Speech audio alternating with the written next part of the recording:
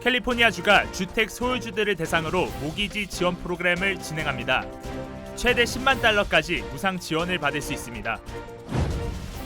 최근 한인들이 밀집되어 거주하는 지역에 주택 강도범들이 기승을 부리고 있습니다. 경찰은 강도범들이 열려있는 문에 침입한다면서 집 주변 보안을 강화해야 한다고 당부했습니다. 일리노이주를 비롯한 미 중동부 지역에 최악의 폭염이 이어지고 있습니다. 기후변화로 인해 매년 온도가 상승하고 있는 만큼 대책 마련이 시급하다는 지적입니다. 연방식품의약국 FDA가 처음으로 원형 탈모 치료제 룰루미언트의 사용을 승인했습니다. 여러분 안녕하십니까? 6월 13일 첫 소식입니다. 미국 소비자 물가 급등의 후폭풍이 계속되면서 아시아와 유럽에 이어서 미국 증시도 큰 폭으로 하락했습니다. 금리 인상이 급격해질 것으로 예상되는 가운데 미국 소비자들의 물가 상승률 기대치는 또다시 사상 최고를 기록했습니다. 김민욱 기자입니다. 월요일인 현지 시간 13일 미국 뉴욕 증시가 또다시 큰 폭으로 하락했습니다. 다우존스 30 산업평균지수는 전 거래일보다 876.05포인트, 2.79% 떨어졌습니다. 다우지수가 3거래일 연속 500포인트 이상 하락한 것은 사상 처음인 것으로 전해졌습니다. 나스닥 지수는 4.68% 폭락했고 스탠더드앤푸어스 500지수 역시 3.88% 급락했습니다. 미국 연방공개시장위원회가 0.5%포인트가 아닌 0.75%포인트 금리 인상을 고려할 것이란 보도가 나오면서 하락폭이 커졌습니다. 물가 상승폭이 예상보다 크고 금리 인상이 급격해질 것으로 전망되면서 증시 추가 하락 가능성도 점쳐지고 있습니다. 유럽 주요 증시도 2% 이상 하락폭을 보이며 지난해 3월 이래 가장 낮은 수준으로 떨어졌습니다. 주가가 하락하면서 가상화폐 가격 역시 동반 추락하고 있습니다. 가상화폐 정보 사이트에 따르면 전 세계 가상화폐 시장 규모는 지난 2021년 1월 이후 처음으로 1조 달러 아래로 내려왔습니다. 한편 미국의 소비자들이 예상하는 물가 상승률 기대치가 또다시 사상 최고치를 기록했습니다. 뉴욕 연방준비은행은 5월 소비자 전망 설문조사에서 향후 1년간 기대 인플레이션율이 6.6%로 집계됐다고 밝혔습니다. 지난 2013년 6월 관련 조사 시작 이후 역대 최고였던 지난 3월 수치와 같은 기록입니다. 미국 소비자들은 휘발유 가격이 향후 1년간 5.5% 오를 것으로 내다봤고 또 주거비용 기대 상승률도 4월 5.8%에서 5월에는 6.0%로 높아졌습니다. MBC 뉴스 김민욱입니다. 캘리포니아주가 주택 소유주들을 대상으로 최대 10만 달러에 달하는 재정 지원 프로그램을 진행합니다. 특히 이 기금은 상환하지 않아도 되는 무상 지원인 만큼 팬데믹으로 몰개지 납부가 연체되는 등 경제적 어려움을 겪고 있는 주민들에게 큰 도움이 될 것으로 보입니다. 여준호 기자의 보도입니다. 모기지가 연체된 주택 소유주들에게 융자 상환금을 지원해주는 캘리포니아주 모기지 구제 프로그램. 팬데믹 이후 재정적인 어려움을 겪고 가계소득이 거주지역 중간소득의 100%에 못 미치거나 모기지 상환을 2번 이상 연체한 주택 소유주들이 대상입니다. 최대 8만 달러까지 지원받을 수 있는데 받은 지원금은 세액공제 대상에 포함되고 상환 의무도 없는 무상 지원입니다. 팬데믹 때문에 어려움이 있었다는 것들을 보여줘야 돼요. 그다음에 이제 중간 소득, 소득이 100% 미만에 있는 사람들인데 이제 각 카운티별로 이제 수입 기준이 있어요. 본인이 거주하고 있는 주택이 단독 주택이거나 아니면은 칸도나 아니면 매니팩처인 경우에는 도움을 받을 수가 있습니다. 연방정부의 경기부양법에 따라 캘리포니아주는 10억 달러의 지원 예산을 받아 지난해부터 모기지 지원 프로그램을 진행해왔습니다.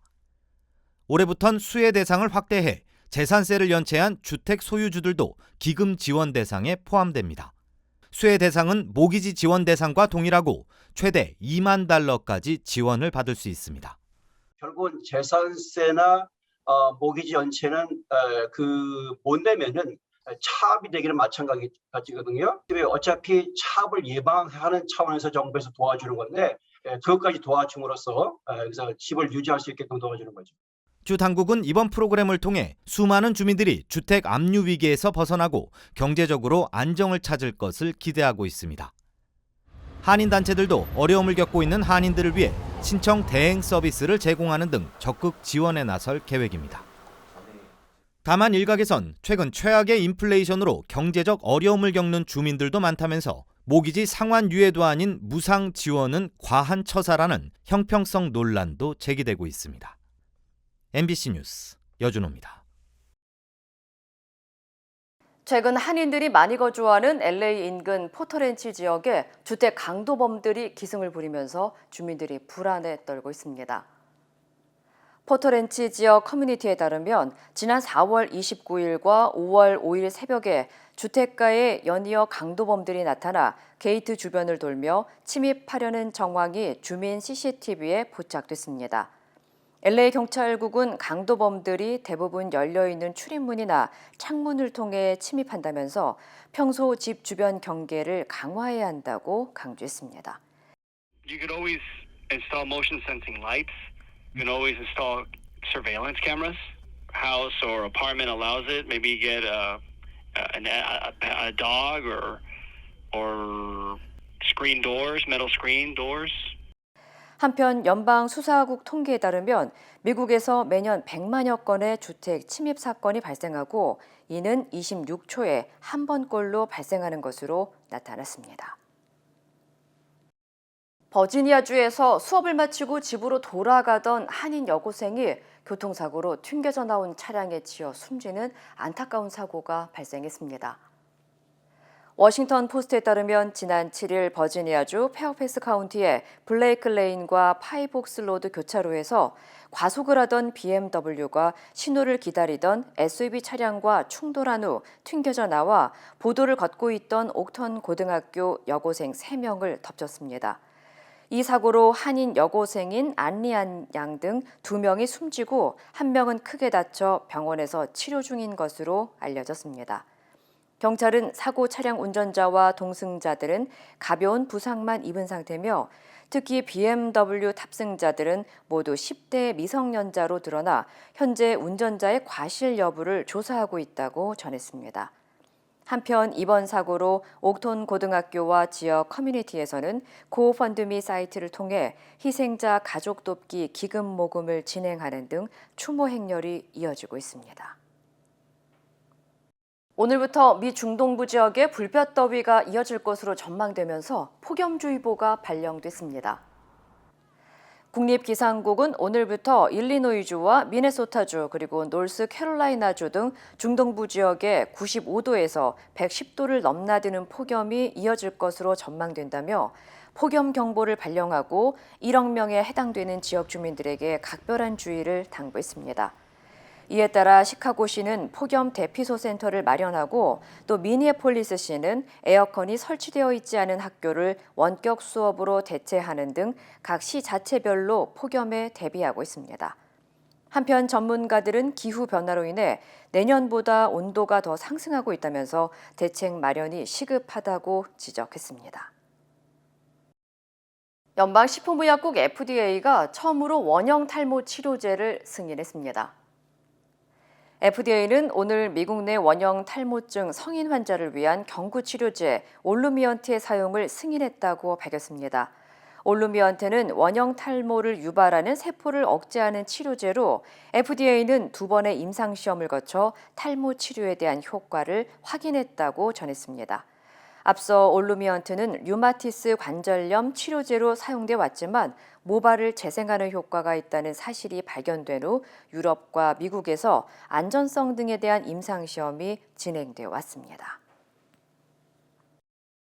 40년 전 악명을 떨쳤던 연쇄 살인마의 현상금이 20만 달러까지 올랐습니다. 샌프란시스코 경찰국은 지난 1970년대 최소 6명의 동성애자를 살해한 용의자 두들러의 미제 사건을 풀기 위해 현상금을 10만 달러에서 20만 달러로 올렸다고 밝혔습니다. 경찰에 따르면 두들러는 동성애자인 척을 하고 백인 동성애자들을 유인해 흉기로 살해하고 근처 해변과 공원 등에 유기했습니다. 사건 당시 생존자 3명의 증언을 통해 경찰은 신원 파악에 나섰지만 현재까지 어떤 단서도 찾지 못하고 있습니다. 경찰 당국은 두들러의 몽타주를 현재 추정 나이인 60대로 새롭게 만들어 배포했다면서 주민들의 적극적인 제보를 당부했습니다. 텍사스의 한 동물원에서 정체를 알 수 없는 미확인 생명체가 포착돼 관심이 모아지고 있습니다.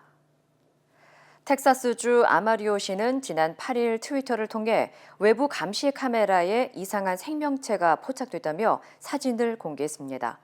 시민들은 늑대인지 사람인지 또 미확인 생명체인지 아니면 전설의 흡혈 괴생명체인 추파카브라인지 알 수 없다며 시민들의 추측이 잇따랐습니다. 시정부 관계자는 영상을 공개하지는 않고 한 장의 사진만 공개했는데 미확인 생명체가 직립보행으로 걷고 있지만 정체를 확인할 수 없다며 시민들의 정보와 도움을 요청했습니다. 맥도날드가 웰빙 트렌드에 맞춰 대거 선보였던 건강 메뉴를 더 이상 판매하지 않기로 했습니다. 블룸버그 통신에 따르면 맥도날드는 건강 메뉴인 샐러드와 과일, 요거트, 그리고 치킨 버거 등 10여 가지를 미국 내 14,000개 매장에서 없애기로 했습니다. 맥도날드가 건강 메뉴를 없앤 것은 코로나19 이후 직원 수 감소에 따른 일손 부족과 판매량 감소로 수익성이 악화됐기 때문이라고 설명했습니다. 이어 햄버거와 아이스크림 등 전통적인 인기 메뉴 판매에 집중하고 고객 서비스를 더욱 개선할 것이라고 전했습니다. 지난해 전 세계적인 사랑을 받은 넷플릭스 오징어 게임 시즌2 제작이 공식 확정됐습니다. 넷플릭스는 새로운 게임이 시작됩니다라는 내용을 담은 황동혁 감독의 메시지를 공식 발표했습니다. 황 감독은 지난해 오징어 게임 시즌1을 세상에 내놓기까지 12년이라는 시간이 걸렸지만 넷플릭스 시리즈가 되기까지는 단 12일의 시간이 걸렸다고 말했습니다. 또 오징어 게임을 쓰고 연출하고 제작한 사람으로서 전 세계 팬 여러분께 인사를 전한다며 더욱 새로운 게임, 놀라운 이야기로 다시 만나 뵙겠다고 전했습니다.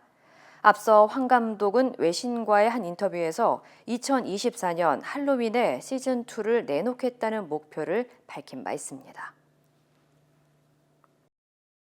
박진 외교부 장관이 취임 후 처음으로 미국 워싱턴 DC에서 토니 블링컨 국무장관과 만났습니다.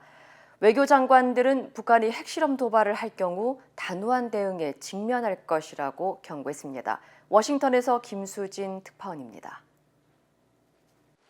처음으로 대면한 한국과 미국의 외교수장들은 북한의 핵실험 가능성에 대해 한 목소리로 경고했습니다. 박진 외교장관은 북한의 핵실험은 정치적 결단만 남은 상황이라며 북한이 핵실험을 감행한다면 한미 양국의 확고한 대응에 직면할 것이라고 말했습니다.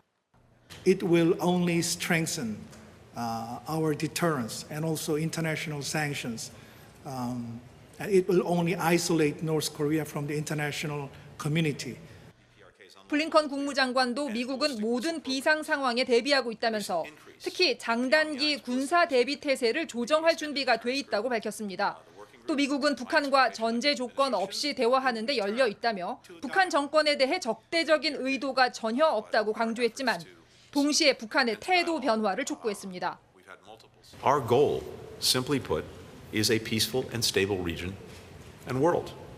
Until the regime in Pyongyang changes course, we will continue to keep the pressure on. 두 장관은 또 양국이 확장 억제 전략 협의체를 조기에 가동하기로 했다고 밝혔습니다. 몇 주 안에 협의체가 가동되고 미국의 전략 무기 전개 문제도 필요하면 다루게 될 것이라고 했습니다. 또 한미 연합 군사 훈련을 확대하는 내용도 두 나라가 협의하고 있다고 말했습니다. 중국, 일본과 관련한 논의도 있었습니다. 미국은 북핵 문제 해결에 있어 중국의 역할을 강조했고 박진 장관은 중국이 북한을 설득하는 데 긍정적인 역할을 할 수 있을 것이라며 보조를 마쳤습니다. 또 박 장관은 북한의 위협에 대응하기 위해 지난 정부에서 한일 관계가 악화되며 효력을 상실한 한일 군사정보보호협정, 즉 지소미아를 정상화할 필요성도 언급했습니다. 워싱턴에서 MBC 뉴스 김수진입니다. 누리호 2차 발사가 하루 앞으로 다가왔는데요. 누리호는 소재부터 부품, 조립, 성능 검증까지 모두 한국 우주기업들의 독자 기술로 탄생했습니다. 한국에서도 우주개발 시대가 본격적으로 열리게 됐습니다. 정영민 기자입니다. 연구원들이 누리호 발사체 조립에 한창입니다. 3단으로 구성된 누리호는 길이 47m, 무게 200톤 규모입니다. 국내 방산 기업들이 납품한 만여 개 이상의 모듈급 부품을 조립하는 건데 1, 2, 3단 엔진마다 공급하는 연료 탱크와 산화제 탱크도 자체 개발에 탑재했습니다. 많은 다양한 항공기의 조립을 수행해왔고 그 기술들을 그대로 노하우를 접목시켜서 누리호의 총조립을 저희가 설계하고 직접 조립을 수행을 했습니다. 이 업체는 발사체의 핵심인 엔진 6기를 자체 기술로 제작해 납품했습니다. 1단에 들어가는 75톤 엔진 4기를 비롯해 2단에 탑재된 75톤 액체 엔진 1기와 3단에 들어가는 7톤 엔진 1기입니다. 연료 탱크에서 주입된 액체 산소를 고속 회전시키면서 300톤의 추진력을 유지시키는 게 핵심입니다. 약 13개월 동안의 기간 동안에 이러한 부품들과 개발부터 엔진의 총조립 그리고 시험 검증을 통하여서 저희가 한국 최초의 국내 개발 제품인 엔진을 납품하고 있습니다. 이 밖에도 전자장치와 시험 설비, 위성 발사체 등 누리호 개발에 참여한 국내 기업은 300여 개, 참여 인원은 500여 명에 이릅니다. 기업들은 이번 누리호 개발과 발사 계기로 우주 개발 역량을 키우며 뉴스페이스 시대를 준비하고 있습니다. 뉴스페이스 시대에 이제 정부 주도에서 민간 주도로 넘어간다라고 하는 패러다임이 바뀌는 거가 우리나라에서도 좀 이제 이루어지는 하나의 첫 번째 이제 단추가 될 수 있고요. 국내 독자 기술로 탄생한 누리호. 이를 통해 한국에서도 우주 개발 시대가 본격적으로 열리게 된 만큼 앞으로 민간 기업이 주도하는 우주 산업 생태계가 활성화될 것으로 전망됩니다. MBC 뉴스 정영민입니다. 김건희 여사가 봉하마을을 찾아 권양숙 여사를 예방하고 언론과의 인터뷰도 공개했습니다. 조용한 내조를 강조했었는데 활동을 본격화하는 모습입니다. 신수아 기자입니다. 검은 정장을 입고 봉하마을을 찾은 김건희 여사. 먼저 고 노무현 전 대통령의 묘역부터 찾아 헌화와 묵념을 했습니다. 그리고 권양숙 여사를 예방해 1시간 반 가까이 이야기를 나눴습니다. 이 자리에서 김 여사는 과거 윤 대통령과 함께 영화 변호인을 보며 눈물을 흘린 기억을 떠올리며 노 대통령이 살아있었으면 윤 대통령에게 통합의 대통령이 되라고 했을 거라고 말했습니다. 권양숙 여사는 영부인으로서 많은 고민과 준비를 해 본연의 역할에 충실해달라고 답했다고 대통령실이 전했습니다. 윤 대통령은 김 여사의 봉하행을 확대 해석하지 말라고 했습니다. 하지만 사실상 대통령 배우자로서 독자적인 활동은 시작됐습니다. 동물학대에 대한 김 여사의 첫 언론 인터뷰가 공개됐고 6월 말 윤 대통령의 첫 해외 순방에 김 여사가 동행할 가능성도 제기됩니다. 이런 가운데 여당에서는 김 여사의 동정이 팬카페에 먼저 공개되는 건 바람직하지 않다며 공적인 조직을 통한 관리를 강조했습니다. 독립적인 행보를 통해 가지고 국격에 도움이 되기도 하고 이런 지점도 있거든요. 그래서 이런 거야말로 오히려 공적인 영역에서 관리가 돼야 되는 것이 아닌가. 윤 대통령 측은 제2부속실을 없애겠다는 대선 후보 시절 공약과 함께 조용한 내조를 강조했지만 김건희 여사의 활동 반경은 점차 넓어지고 있습니다. MBC 뉴스 신수아입니다. 여야 지도부는 각각 당 쇄신 작업에 착수했습니다. 국민의힘 이준석 대표는 당 체계를 전면 개편하겠다고 밝혔고 민주당 우상호 비대위원장도 민생을 언급하며 쇄신 의지를 강조했습니다. 김재경 기자입니다. 이준석 국민의힘 당대표가 전면적인 당 조직 개편을 예고했습니다. 사무처 당직자 원내 조회에서 이 대표는 이념과 애국이 아닌 실리를 강조했습니다. 호남 지역에 당사를 마련하고 청년과 여성층이 당에 착근할 구조를 만들어 1년 반 앞으로 다가온 총선에 대비하겠다는 겁니다. 윤석열 정부 2년 차에 치러지는 총선인 만큼 정권 심판론에 맞설 수 있어야 한다는 겁니다. 1년 반 뒤의 총선은 저희가 여당으로서 집권 2년을 마친 뒤에 벌어지는 그런 선거입니다. 때로는 일시적인 정치적 상황 때문에 우리가 역풍을 뚫어내고 선거해야 될지도 모르는 일입니다. 이 대표는 당이 선거 기계가 되어야 한다며 이를 위해 여론조사와 IT 관련 연구 기능을 둔 새로운 조직을 만들겠다고 설명했습니다. 우상호 더불어민주당 비대위원장은 현충원 참배를 시작으로 공식 활동에 들어갔습니다. 우 위원장은 방명록에 유능하고 겸손한 민생 정당으로 거듭나겠다고 적었고 비대위 회의에서도 거듭 민생을 강조했습니다. 특히 최근 화물연대 파업과 물가 불안 등의 위기를 풀기 위해 국회가 정상화되어야 한다며 법사위원장직을 요구하고 있는 국민의힘의 대승적인 양보를 촉구했습니다. 지금 민생 문제, 또 경제 위기, 또 여러 가지 안보 불안 등 각종 현안들이 산적해 있습니다. 전국을 푸는 책임은, 주 책임은 정부 여당에 있습니다. 이런 가운데 더불어민주당은 차기 지도부 선출을 위한 전당대회 준비위원장에 4선의 안규백 의원, 선거관리위원장에 3선의 도종환 의원을 위촉했습니다. MBC 뉴스 김재경입니다. 공수처가 박지원 전 국정원장이 작년 가을 당시 야권 유력 주자였던 윤석열 전 총장에 대해 허위 사실을 퍼뜨려 공직선거법을 위반했다고 결론 내렸습니다. 이재욱 기자입니다. 작년 9월 박지원 당시 국가정보원장은 언론들과의 인터뷰에서 자신이 국회에서 윤우진 사건을 맨 먼저 터뜨린 사람이라며 다 알고 있으니 윤석열 전 총장에게 편하려면 가만히 계시라고 전하라고 말했습니다. 윤우진 전 세무서장 사건을 그 내막을 잘 알고 있는데 나를 건드리면은 이런 것들을 폭로할 수 있다. 윤우진 전 용산 세무서장은 윤석열 전 총장의 측근, 윤대중 검사장의 친형입니다. 박지원 전 원장은 마치 윤석열 전 총장이 윤우진 전 서장의 뇌물 사건에 개입한 것처럼 언급하면서 자신이 그걸 다 알고 있다는 듯 말한 겁니다. 고위공직자 범죄수사처는 이 발언이 당시 야권 주자로 떠오른 윤 전 총장에 대한 허위사실 유포라고 결론 내렸습니다. 박 전 원장이 혐의를 부인하는 서면 답변서와 자료를 냈지만 공수처는 근거 없이 대선 주자를 비방한 것으로 판단한 겁니다. 다만 공수처는 검사, 판사와 고위경찰만 기소할 수 있다 보니 검찰에게 박 전 원장을 재판에 넘겨달라고 사건을 넘겼습니다. 서울중앙지검 공공수사 1부는 사건을 넘겨받아 검토에 착수했습니다. 한편 공수처는 박지원 전 원장과 미래통합당 조성은 전 선거대책위원회 부위원장이 이른바 고발사주 사건 폭로를 협의했다는 의혹은 무혐의 처분했습니다.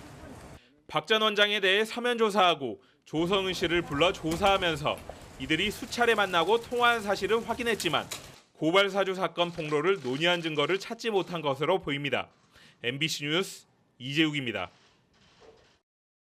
최근 주기 70주년 기념 행사를 성공적으로 마친 영국의 엘리자베스 2세 여왕이 세계 역사상 두 번째로 오랜 기간 왕좌를 지킨 군주가 됐습니다. 관련 소식 전해드립니다. 지난 1952년 2월 6일 25살의 나이로 왕위에 올랐는데요. 그동안 3위였다가 현지 시간 13일 기준으로 재위기간 70년 127일을 기록하며 그간 2위였던 태국의 푸미폰 아둔야댓 국왕의 기록을 하루 차이로 제쳤습니다. 자, 그럼 1위는 누구일까요?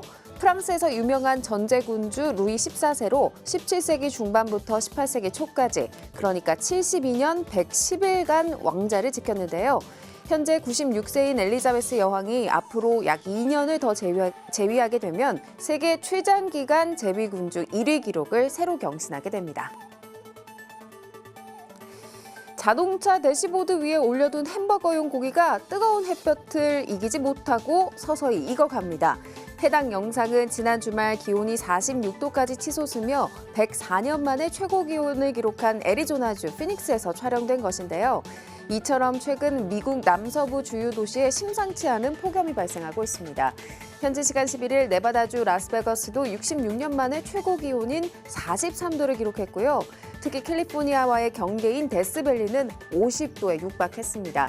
미국 기상청이 인근 지역에 폭염특보를 발령한 가운데 미국에선 허리케인이나 홍수 등의 기후재난으로 인한 사망자 수를 합친 것보다 폭염으로 인한 사망자가 더 많을 만큼 사회적 문제로 지목되고 있습니다. 이 시각 세계였습니다.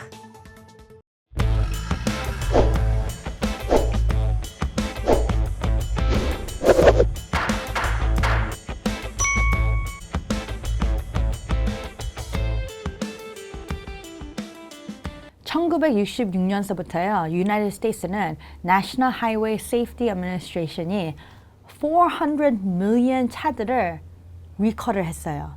그 말은 뭐냐면은 우리가 돈을 많이 주고 차를 살 때 우리 생각에는 차가 문제가 없을 것 같이 생각하고 큰 돈을 내는데 거기에 분명히 문제가 있다는 확률이 되게 높다는 말입니다. 그렇기 때문에 1970년서부터 유나이티드 스테이트는 레몬 러, 차 컨슈머 러를 만들었습니다. 그거는 무슨 말이냐면은 우리 여러분들이 차를 살 때 차가 문제가 있으면은 손해를 본 거를 다 다시 컴펜세이션을 해준다는 법입니다. 많은 사람들이 모르는 게 차는 요즘에 나온 차들은 특별히 더 많이 electrical component 그리고 computer component이 되게 많기 때문에 차에 문제가 있는 확률이 되게 높습니다. 레몬법에서 도와주는 부분들이 많은 포인트들이 있지만 거기서 이제 사람들이 제일 많이 사용하는 거는 cashback offer 아니면 buyback. 그게 뭐냐면은 레몬법을 내가 사용을 할 거다. 내 차가 문제가 있다.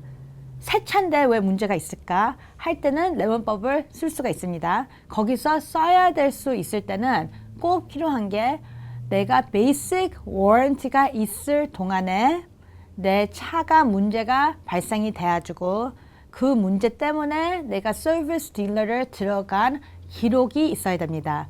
그 기록은 되게 간단하게도 내가 만드는 기록이 아니라 내 문제 때문에 들어가면은 서비스 딜러가 나한테 주는 리페어 오더가 있습니다. 그걸로 먼저 시작을 하는 겁니다. 레몬 법이라는 거는 차가 완전 디펙티브 해야 되니까 그 리페어 오더가 3개 아니면 4개가 있어야 되지만 어떤 심각한 상황들에는 리페어 오더가 2개만 있어도 될 수 있는 상황들이 있습니다. 어떤 사람들은 그런데 문제가 엔진이 아니고 엔진이 멈추는 것도 아니고 무슨 뭐 브레이크가 아니고 되게 심한 건 아니지만 에어컨이 잘못됐다. 아니면 선루프가 안 열려진다. 내가 몇 번이나 들어갔는데도 못 고쳐준다. 하는 이유로도 레몬법을 할 수 있습니다. 그렇기 때문에 레몬법 문제가 발생이 된 것 같다 생각을 하시면요. 먼저 그냥 해야 될 거는 서비스 딜러를 가셔갖고 리페어 오더를 만드시고 거기서부터 이제 절차를 밟으시면 됩니다.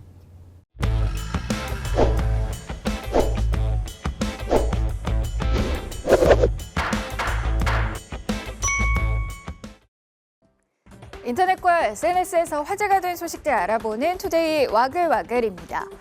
어두운 밤에 자전거 무리가 단체로 신호를 위반하면서 주행하는 모습이 공개됐습니다. 4차선 도로 끝차선에서 20여 명의 자전거 이용자들이 무리지어 주행합니다. 신호등에 빨간불이 켜지고 반대편에서 좌회전 신호를 받은 차들이 도로에 진입하는데요. 뒤따라오던 일부 자전거 이용자가 잠시 멈춰서기도 하지만 보실까요? 이내 신호를 무시하고 다시 달립니다. 지난 9일 한 온라인 커뮤니티에 올라온 블랙박스 영상인데요. 글쓴이는 좌회전하는 차량들이 빵빵거려도 무시해버렸다고 당시 상황을 전했습니다. 이를 본 누리꾼들은 단체 신호 위반, 단체로 사고 나도 할 말이 없다, 자전거도 번호판 필수라는 등의 반응을 보였는데요.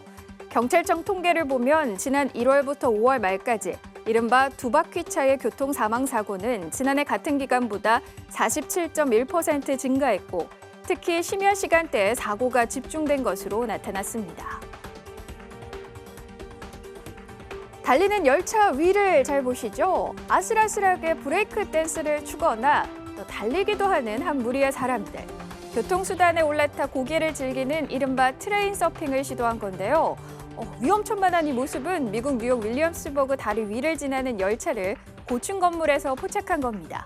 당시 열차는 시속 25km로 뉴욕시 전철의 평균 속력인 시속 28km보다 느리게 운행 중이었던 것으로 알려졌는데요.